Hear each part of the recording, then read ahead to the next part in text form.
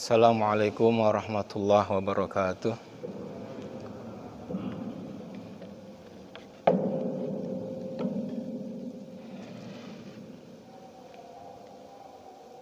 Mari dalam waktu yang berbarokah dan di tempat yang barokah ini kita niat i'tikaf dan niat ta'lim untuk memperdalam pemahaman kita selaku ibadullah, selaku hamba Allah dalam menjalankan amanat hidup di muka bumi ini sebagai khalifah, yaitu untuk ibadah. Semoga ibadah kita pada kesempatan kali ini mendapatkan ridho Allah Subhanahu wa taala sehingga bisa keberkahannya kita rasakan di dunia dan di akhirat, dan kita pun insyaallah segera terbebas dari wabah virus corona. Amin ya rabbal alamin. Ala hadiniha sholihah wa ala kullatin sholihah wa ala man salafna salihatin sholihah binabi wal bait wa bisirul fatihah. Bismillah. Ya kana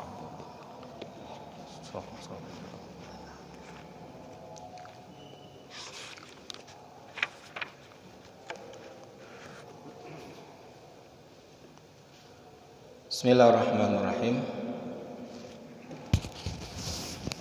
Alhamdulillahirabbil alamin. Allahumma shalli wa sallim wa barik wa karim wa majid wa azim ala sayyidina wa maulana Muhammadin wa ala alihi wa sahbihi wa ahli baiti, amma ba'du. Para jamaah yang dimuliakan Allah Subhanahu wa taala, tema kita pada pagi tentang qanaah tadi ya. Tema ini memang cukup dirasa penting untuk kita pahami di tengah kondisi yang ekonomi sedang ya seperti ini ya, dalam kondisi yang banyak orang yang mengeluh, bahkan mungkin tidak mendapatkan penghasilan selama wabah ini.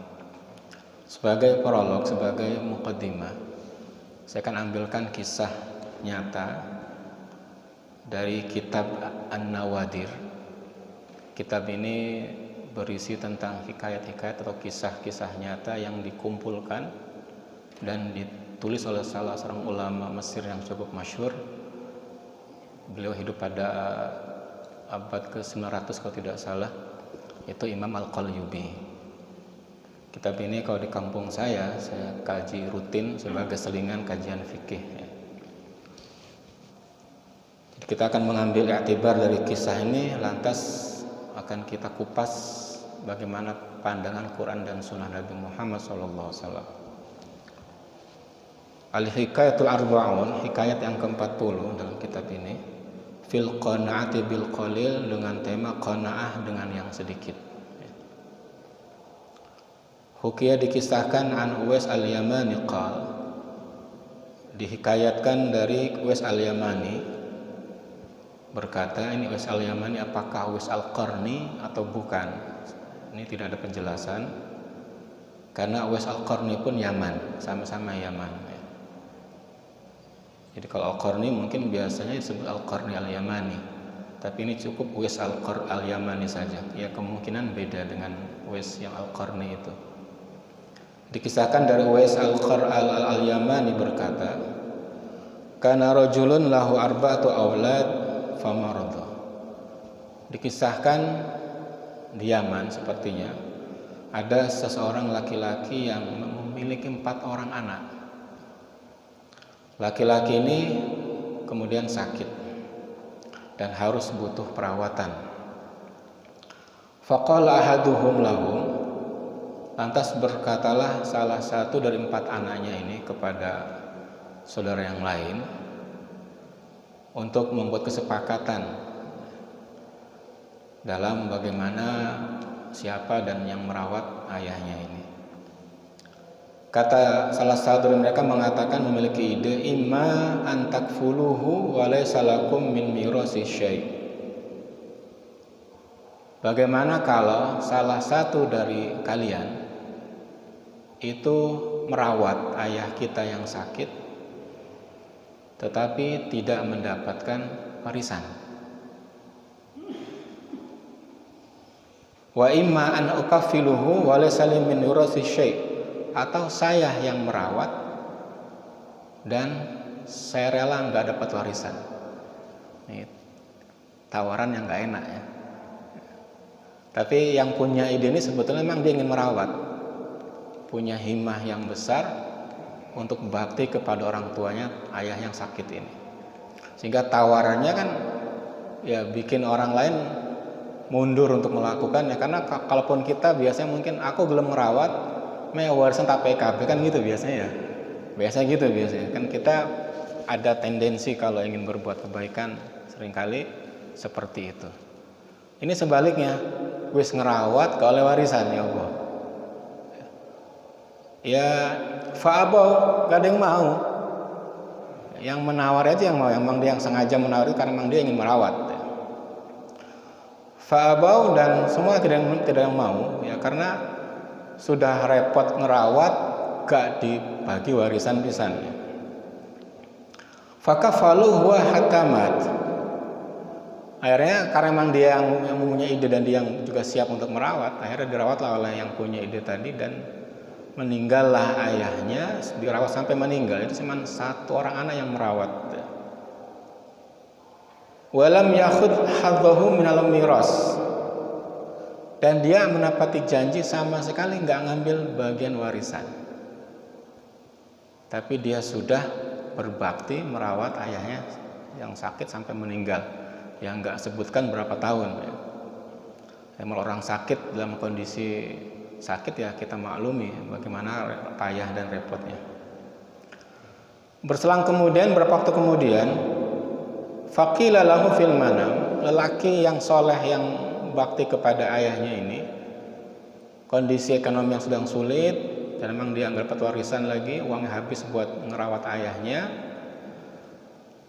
Satu saat dia bermimpi. Dalam mimpinya dia mengatakan, "Iti makana kadza wa kadza wa khudh minhu 100 dinar wa laysa fiha barakah." Kalau kamu mau uang, saya tunjukkan uang di tempat ini, ambil di situ di dalam tanah atau apa. Ada 100 dinar, tapi nggak ada berkahnya. Dalam mimpi itu orang pun gitu. Datangi tempat fulani, tempat ini, di situ akan kau dapatkan uang 100 dinar, tapi nggak ada berkah. Ya. Fasbaha wa dzakra dzalika limratihi. Bangun pagi dia bilang ke istrinya untuk berdiskusi. Nama istri ya, nggak punya duit lagi. Faqalat lahu khudha. Cupuan mas, ambil saja mas. Ya, orang kondisi ekonomi sulit ada mimpi begitu kan, siapa tahu benar ya. 100 dinar tapi nggak ada, tidak ada barokahnya. 1 dinar kan uang emas itu kan kurang lebih berapa? 4 atau 2,5 atau berapa gram emas ya, lebih kurang ya. Kalau dihitung saja, kalau katakan 2 gram saja kalikan berapa? 100 ya. Tetapi apa yang dikatakan suaminya, fa'aba, kawis kalau berkah kata cukup, udah diambil. Wa filal asani yaqila, pada malam yang kedua mimpi yang sama. Malam kedua mimpi yang sama. Iti makana kadza wa kadza wa khudh minhu 10 dinar wala barakata fiha. Datanglah di tempat ini, di situ ada harta 10 dinar mudun. Tutuk 100 moro 10, tapi gak ono berkah. Fasyara imratahu fa kharadatu ala akhliha. Akhirnya juga pagi-paginya ngomong ke istrinya, bojone muring-muring, "Oh, wingi 100 gak dicukup. Saiki mudun 10 ya apa ya? Cukupan wis, timane gak oleh." Tapi gak ada berkahnya. Fa'aba, ndak mau juga karena gak ada berkahnya. Wa fi lailatul tsalisah, pada malam yang ketiga, mimpi lagi yang sama. Dalam mimpi dikatakan, idhab ila makan kadza wa kadza wa khudh minhu dinaran wahidan wa fihi barakah. Datanglah ke tempat ini, di sana ambillah uang 1 dinar dan ada berkahnya. 100 kauno berkah, 10 kauno berkah gak cukup, 1 ada berkah. Tinggal habis, tinggal 1 dinar. Kamu mungkin mimpi yang terakhir, uang sudah tinggal 1. Akhirnya fadhahaba, nggak lagi runding sama istrinya, tinggal 1 dinar. Walaupun runding bojone palingnya muring-muring. Lebihan ping pindo mulai 1 sampai 10 sampai jarno. Saya kari siji. PPPN gitu mungkin ya kalau kita bahasa sekarang ya. Akhirnya diambil 1 dinar dan didapatlah memang uang 1 dinar. Falamma kharaja bihi, ketika dalam perjalanan pulang, ra'a syakhsan yabiu hutain minas sama. Laki-laki yang soleh yang bakti kepada ayahnya ini sampai meninggal ini, itu bertemu dengan seorang nelayan yang membawa 2 ikan laut untuk dijual maksudnya. Faqala lahu, dan berkatalah laki-laki yang dapat uang 1 dinar itu kepada nelayan ini, bikam tabi'uhuma, piro sampean dol iwak loro iku. Qala bidinar, mek sak dinar. Ya. Fakhadahuma bihi. Ya karena memang 1 dinar dan uang dia pun pas sedinar dia diberikan. Akhirnya pulang dengan membawa 2 ikan laut itu. Wa dhahaba bihima ila baiti. Dibawalah pulang ke rumahnya 2 ikan laut tadi. Fasyaqqa jawfahuma. Dibelahlah karena mau dimasak, dipretel dikeluarkan kotorannya dan sejenisnya. Ketika dibelah perutnya tiba-tiba fa idza fi batin kulli wanhuma durratun yatimah. Di setiap perut ikan itu ada 1 mutiara yang bagus. Berarti ada 2 mutiara dalam perut ikan yang seharga 1 dinar untuk 2 ikan tadi. Fa dhahaba bi ihdahuma ilal malik wa dafalahu fiha mablaghun kabiran. Dibawalah mutiara itu, permata itu kepada raja, dan akhirnya dibayar dengan uang yang cukup banyak, harta yang cukup banyak, yang lebih dari 100 dinar yang dimimpikan pertama itu tadi. Sumaqalahu hadhihi la tasluh illa ma ukhtiha. Kata raja tadi, iki ketoke gak cukup mesiji. Si jemaah sampai belum remeh. 1 lagi sampai ambil dan saya beli. Karena mungkin dia cerita bahwa ada 2 mutiara yang dia miliki. Akhirnya dibawalah yang satunya lagi kepada raja dan raja menjanjikan wa natika mislah, akan dibayar dengan yang sama dengan yang pertama dengan harga yang mahal. Akhirnya fadhahaba wahdaraha fa'atahul malik ma wa'adahu minal mal. Diambillah 1 lagi mutiara tadi dan kemudian dijual ke raja tadi, dan dia dapat harta yang berlimpah. Di samping itu fahasallahu barakah walidih rahimallah. Dia mendapatkan keberkahan dari bakti kepada orang tuanya. Dari kisah ini mungkin insya Allah benar, karena di sini yang menulis adalah Syekh Al-Qalyubi, ulama besar, dan kisah ini mungkin bisa memberikan kepada beberapa gambaran. Ya. Yang pertama kalau baca kan qanaah, ya, qanaah. Yang kedua tentang bakti kepada orang tua. Yang ketiga tentang rizki. Ya.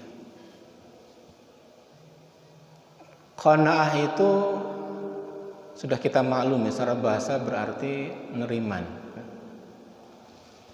Kalau kata orang Jawanya, neriman ing pandum, ya. Menerima jatah rizkinya. Karena kita yakin Allah menegaskan wa ma min dabbatin fil ardi illa 'ala rizquha. Apapun yang melata di muka bumi ini, jangankan manusia yang bisa bekerja, bisa berpikir dengan akal dan mencari inovasi dalam pekerjaan, hewan-hewan melata pun yang tidak sekolah, yang tidak punya akal, itu akan Allah jamin rezekinya. Jadi rezeki itu sudah ada jaminannya. Tetapi neriman ini bukan kemudian tidak berusaha. Tetap ada aspek ikhtiar. Semaksimal mungkin dengan catatan tidak melanggar batasan syariat. Jadi kalau dagang yang tidak nipu, karena Nabi menegaskan man ghasya falaysa minna. Barang siapa yang menipu bukan termasuk bagian dari umatku. Kita sudah amal ibadah kita tidak banyak juga belum tentu diterima. Kita tercoret dari daftar umat Nabi Muhammad, ya maka tipis kemungkinan mendapatkan syafaat beliau. Padahal harapan kita kan yang paling besar syafaat Nabi Muhammad SAW. Semoga kita mendapat syafaat Allah, amin rabbal alamin. Nah, jadi menerima qanaah sebagaimana hadis dalam sabda Rasul Muhammad SAW yang saya coba cari lacak di beberapa kitab hadis. Itu Rasulullah pernah bersabda, qad aflaha man aslam wa ruziqa kafafa wa qanahu Allah. Qad aflaha man aslam, sungguh akan bahagia, akan sukses. Falah, aflah ini af'al ismin tafdil, dalam bahasa Arabnya sigat mubalaghah, yang menunjukkan lebih, kayak kabir besar, akbar lebih besar. Falah sukses, aflah lebih sukses. Kemudian belum lagi menggunakan fi'il dengan qad juga.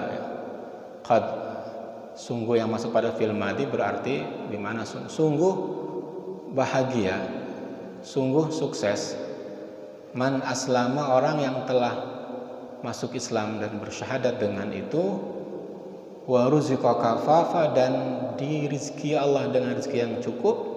Wa qanahu Allah, dan dia berqanaah. Hadis ini menggambarkan pujian Nabi Muhammad dan menjanjikan kesuksesan dunia akhirat insyaallah kepada mereka yang diberi rizki dan bersifat qanaah dan bisa menerima qanaah. Bahkan dalam hadis lain Nabi menyatakan, man asbaha wa amsa aminan fi sirbi mu'afin fi badani indahu quti yaumi kana kaman hizat lahu dunya bihadzafiriha. Barang siapa yang waktu pagi dan waktu sore aminan fi sirbi, mendapatkan rasa aman, artinya di tempat dia tinggal 24 jam pagi dan petang dia aman, gak ada gangguan apa-apa dan sebagainya. Mu'afin fi badani, sehat badannya. Indahu quti yaumi, ada makanan pokok yang bisa dimakan untuk hari itu. Kana kaman hizat lahu dunya bihadzafiriha, maka sungguh ia telah mendapatkan bagian dunia dengan segala isinya. Ini menunjukkan kesederhanaan pandangan Rasulullah dalam menilai dunia. Jadi kecukupan dalam dunia itu ukurannya 3 hal di sini: aman, sehat, dan ada yang dimakan walaupun tidak mewah. Karena qut itu kan makanan pokok. Kalau bicara qut itu dalam kajian-kajian yang saya baca itu menunjukkan doruriyat, jadi makanan yang pokok saja, bukan yang mewah, bukan yang sekunder atau yang apalagi yang tersier, yang doruri ya. Ya kalau makan biasa mungkin ikan tempe, ya ikan tempe sudah makan, pokoknya ada nasi, makan pokok selesai, itu sudah mendapatkan qut namanya. Jadi sifat qanaah ini seperti itu ya. Bahkan Rasulullah berdoa dalam sebuah riwayat hadis ya. Rasulullah berdoa untuk keluarga beliau. Itu doanya, Allahumma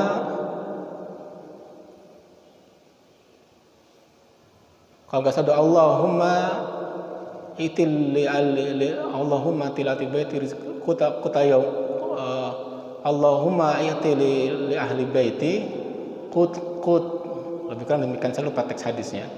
Jadi, ya Allah berikanlah rizki untuk keluargaku, itu makanan pokok.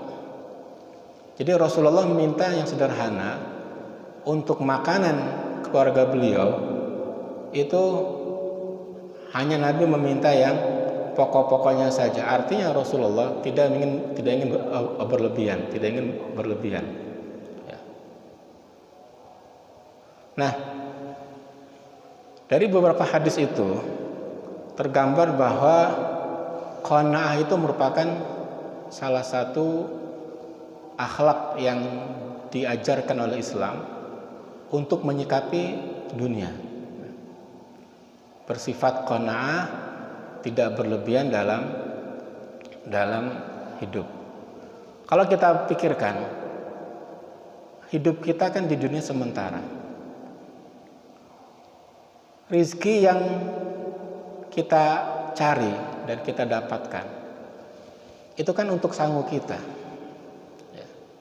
Untuk bekal di mana? Ya bekal masa depan dunia dan masa depan akhirat. Kalau kita mau renungkan masa depan kita yang pasti dan panjang itu dan kekal adalah akhirat. Sehingga kata ulama, uang yang kita cari itu yang bisa memberikan manfaat kepada kita, itu hanya uang yang kita jariahkan, kita sedekahkan saja. Katakan kita punya uang 1 juta, yang 100.000 kita infakkan, yang 100 kita pakai makan atau kita tabung. Yang pakai kita makan akan terbuang, jadi kotoran. Yang kita tabung, kalaupun kita meninggal akan menjadi warisan. Tinggal 100.000 yang kita infakkan yang akan membawa kita untuk mendapatkan ridha Allah misalnya. Jadi hakikatnya uang yang kita belanjakan untuk akhirat, itulah yang uang bisa kita nikmati kelak.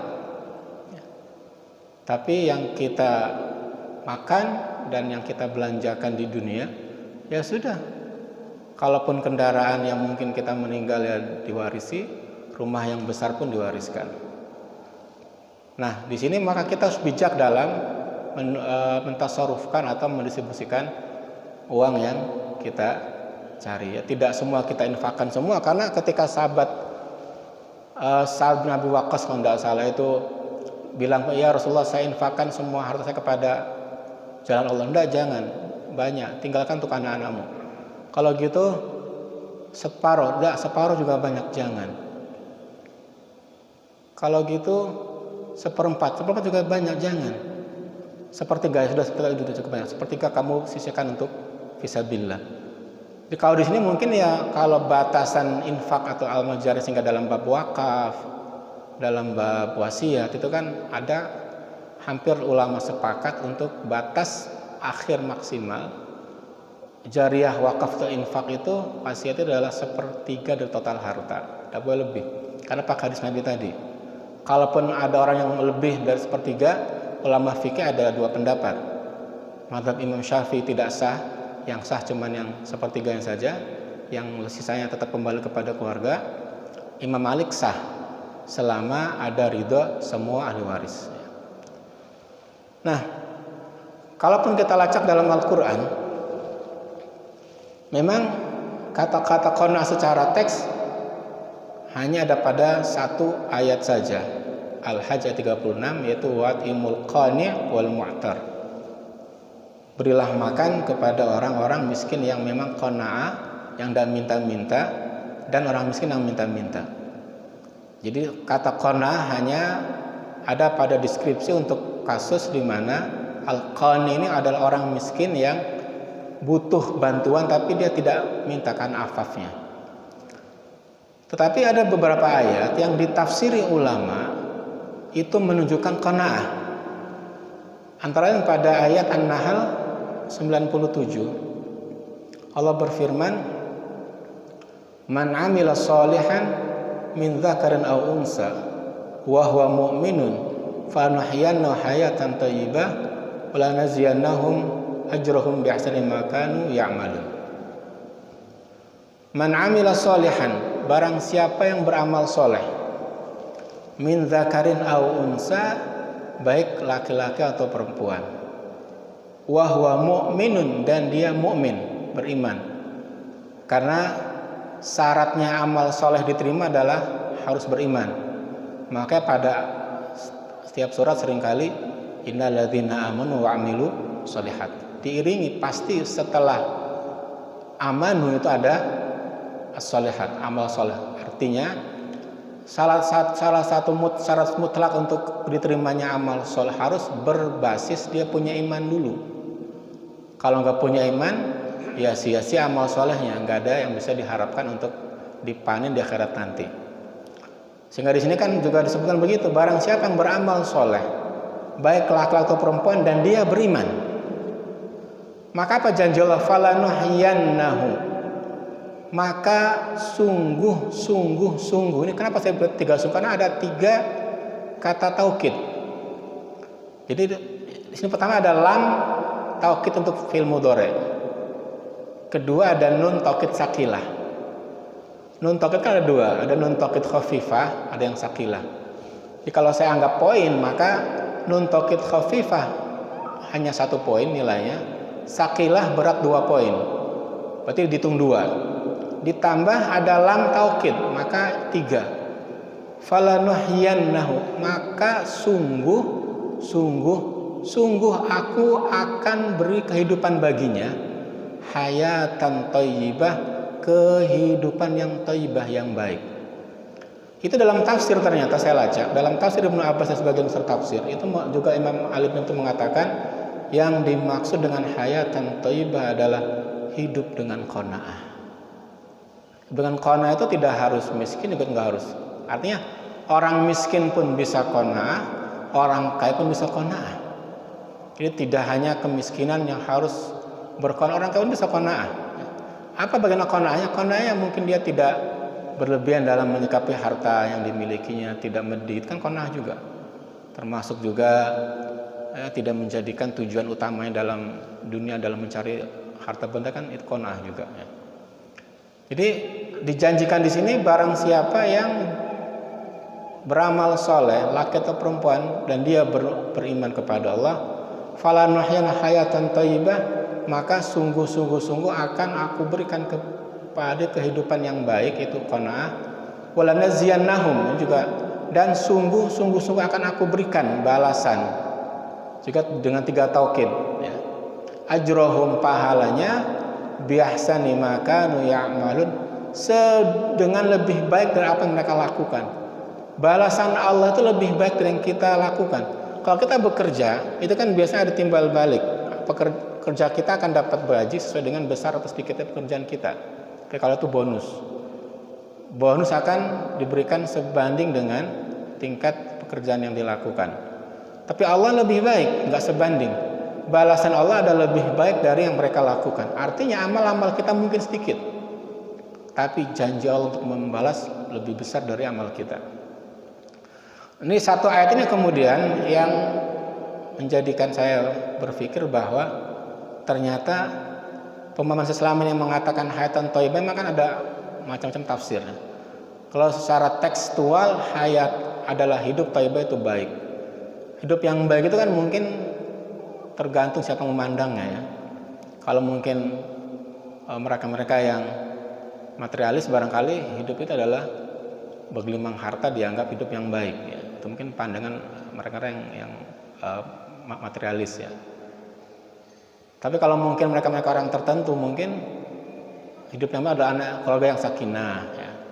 Ataupun mungkin anak yang sukses, barangkali banyak pandangan tentang. Tapi ternyata tafsir di sini menyatakan hidup dengan qanaah. Berarti para ulama tafsir sekaliber Ibnu Abbas, kemudian sahabat Ali bin Abi Thalib, ternyata lebih menghendaki kehidupan yang baik itu adalah ternyata kehidupan yang berqanaah.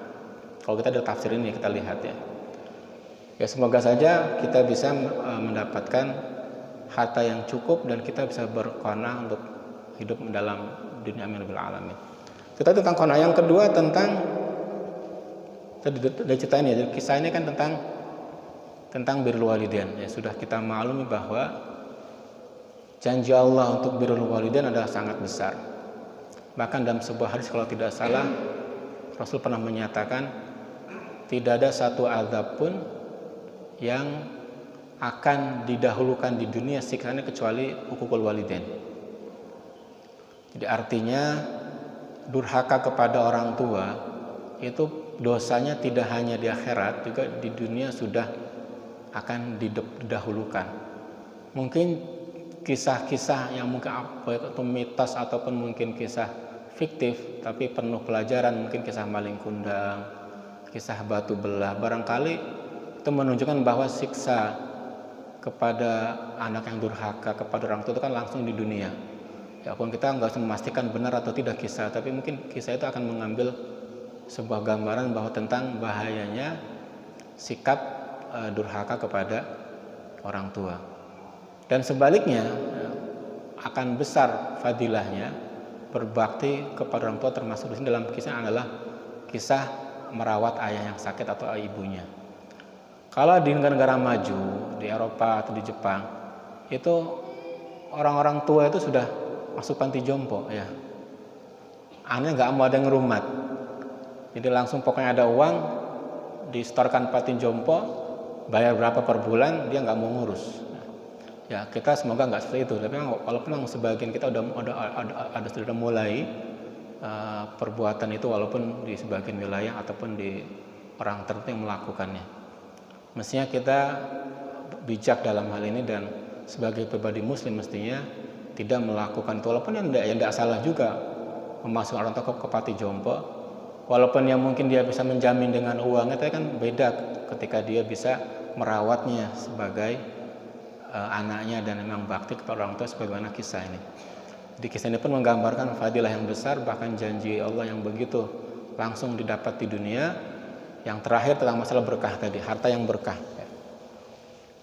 Kisah tadi menggambarkan bahwa anak laki-laki itu yang soleh tadi, yang bakti orang tuanya, itu mempertimbangkan faktor keberkahan, tidak hanya jumlah.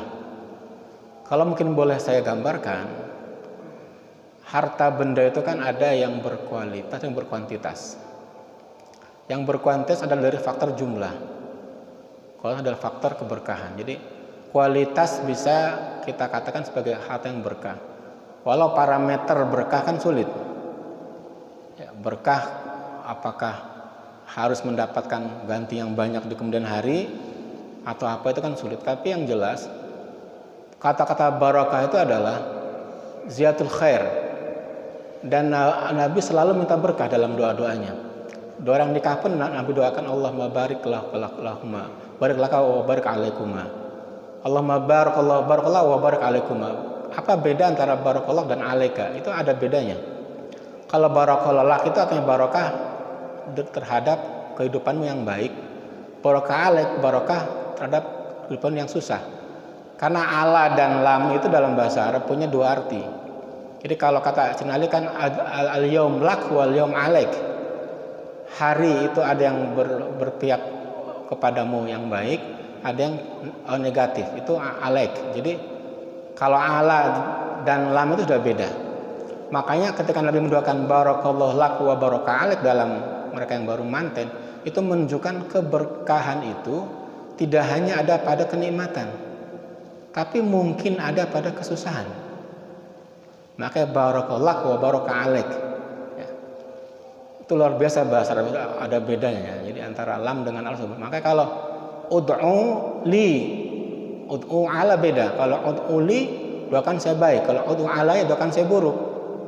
Jadi kalau ud'u ala alaina keliru, doakan saya buruk artinya. Ya. Karena pakai ala, bukan pakai li. Dalam makan pun Nabi doakan ilajakan Allahumma barik lana fima razaqtana wa qina adzabannar. Bukan Allahumma kasir amwalana, bukan banyakkan harta kami, tapi berkahi harta kami. Artinya keberkahan itu paling tidak prinsipnya adalah bisa membuat ketenangan bagi yang hidup, harta yang berkah, kemudian bisa menjadikan untuk ibadah.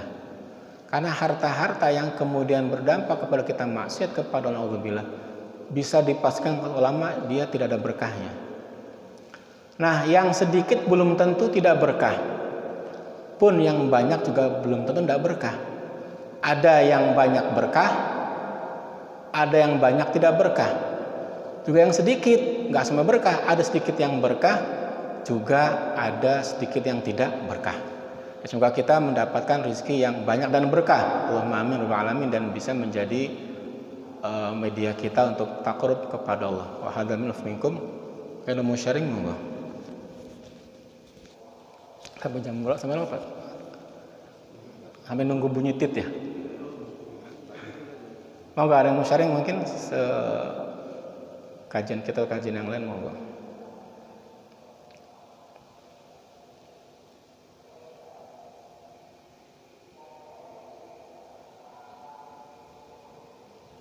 Juga dalam berinfak juga begini ya. Infak itu sebagian dari harta kita.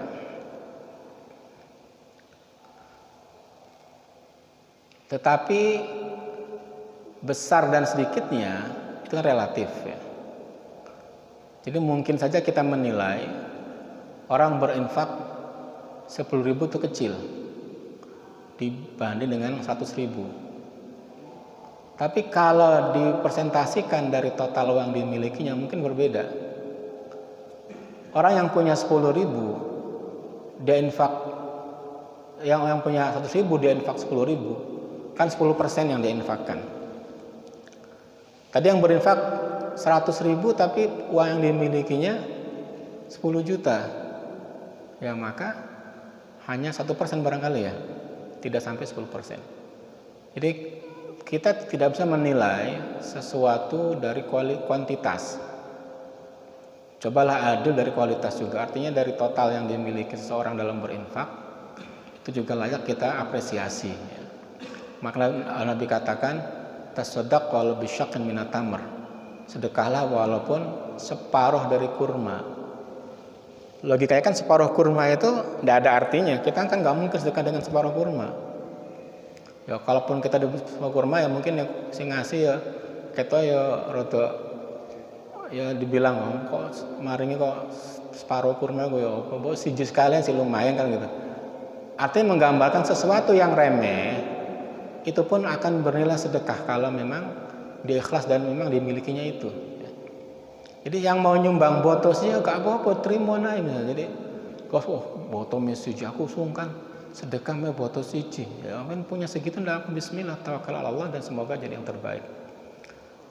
Dan juga tanggapan dari penerima juga mesti harus bersifat bijak. Oh ini dia memang pengennya punya segitu dan mau infak ya diterima dengan baik dan didoakan dengan yang sama. Dan diapresiasi dengan yang baik juga. Nah, jadi itu mungkin gambaran dari qanaah. Kesimpulannya, qanaah itu adalah sikap yang Nabi utamakan dalam hidup. Bahkan ayat Al-Quran seringkali mengatakan wal akhirat minal ula, akhirat lebih utama bagimu dari dunia. Artinya ketika kita mungkin sudah berupaya untuk mendapatkan dunia dengan yang cukup, bekerja sudah maksimal tapi kok nggak sugih-sugih, ya maka sudah bismillah terima itu sebagai bagiannya. Jangan kayak Qarun, ya, nggak nerima, akhirnya kan yang terjadi nggak cocok baginya, malah dia jadi orang yang dilaknat. Atau Sa'labah dalam hadis Nabi itu pun Sa'labah masih khilaf ulama, ada yang mengatakan tidak ada Sa'labah itu. Ya terlepas dari itu yang jelas kisah Qarun yang pasti ada kan dalam Al-Quran menggambarkan orang-orang yang tidak nerima kemudian tamak dan akhirnya malah tergelincir, itu banyak contohnya. Jadi kita tetap bekerja semaksimal mungkin niat ibadah dan pekerjaan kita, dan dengan bekerja yang tidak melanggar syariat. Ketika mungkin kita kaya, kita bisa bersyukur dan infak tidak medit. Ketika kita tidak juga kaya maka yakinlah bahwa itu yang terbaik bagi kita. Karena Allah lebih tahu kebaikan kita, apakah kita pantas menjadi orang yang kaya atau mungkin kita lebih pantas menjadi orang yang sederhana. Itu pilihan Allah yang Allah lebih tahu, dan kita semoga mendapatkan yang terbaik sesuai dengan pilihan Allah. Amin rabbal alamin. Mungkin cukup atau mungkin belum bunyi tit ya? Oh nggih. Monggo. Ada yang mau sharing monggo, Pak? Iya. Kenapa tadi waktu polisi menceritakan tentang anak yang durhaka tadi tidak masuk surga saja,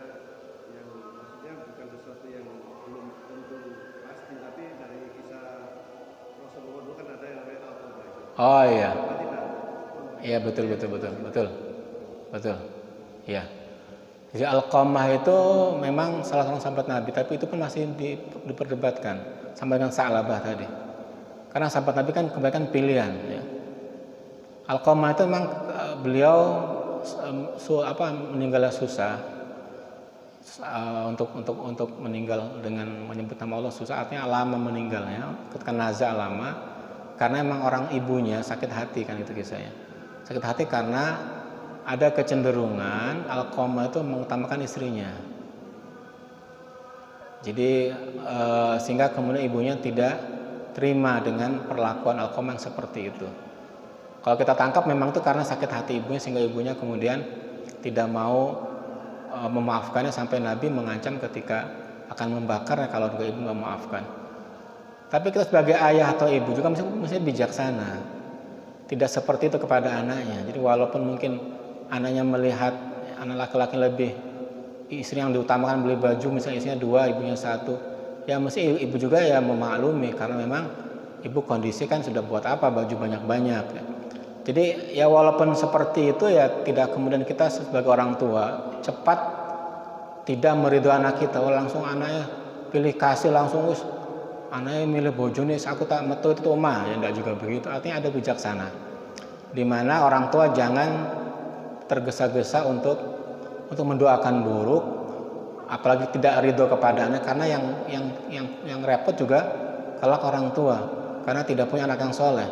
Ketika kita orang tua menjadi orang tua yang cepat melaknat anaknya, cepat benci kepada anaknya, bahkan mendoakan buruk kepada anaknya, berarti anak kita akan dijauhkan dari rahmat Allah. Mana mungkin kalau anak yang jauh dari rahmat Allah, mana mungkin dapat menjadi anak yang bakti, yang soleh, nggak mungkin. Paling kita harapkan adalah dapat anak yang soleh. Ya, kalau anak kita misalnya lebih memilih istrinya ataupun keluarga istrinya misalnya, ya doakan dengan baik saja, moga-moga anakku sadar dan oleh rahmat, kan begitu. Jadi ini pandangannya harus disikapi bijak oleh anak untuk hati-hati dalam bersikap kepada istri dan orang tua. Tapi juga bagi orang tua harus bijak dalam menentukan sikap.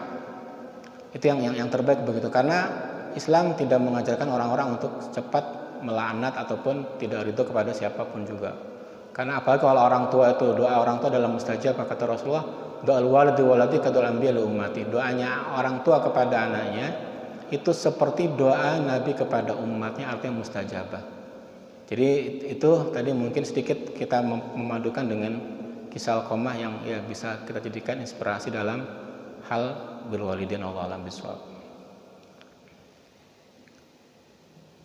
Ya karena maaf ya, jadi saya kan juga mediator di PA Kota Malang, itu saya pelajari kasus perceraian itu antara karena ya gap antara menantu dan mertua banyak.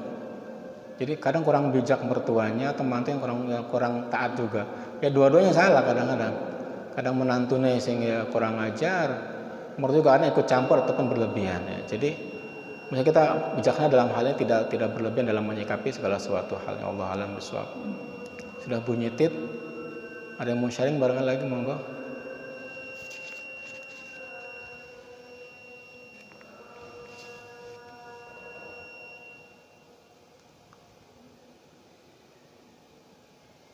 Kalaupun tidak ada, mungkin kita akhiri. Semoga ada hikmah dan berkahnya. Semoga kita dicukupkan rezeki kita oleh Allah SWT, rezeki yang halal, barokah, bisa untuk ibadah dan bisa menjadikan kita orang yang bertakwa dengan rezeki yang kita dapatkan, dan kita pun menjadi orang yang qanaah dengan apa Allah rezekikan kepada kita, dengan tidak berlebihan dalam menginfakkan dan tidak berlebihan dalam mentasarrufkan rezeki tersebut.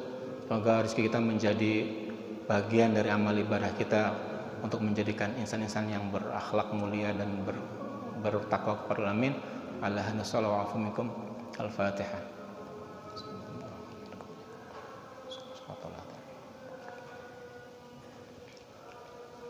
Terima kasih. Wassalamualaikum warahmatullahi wabarakatuh.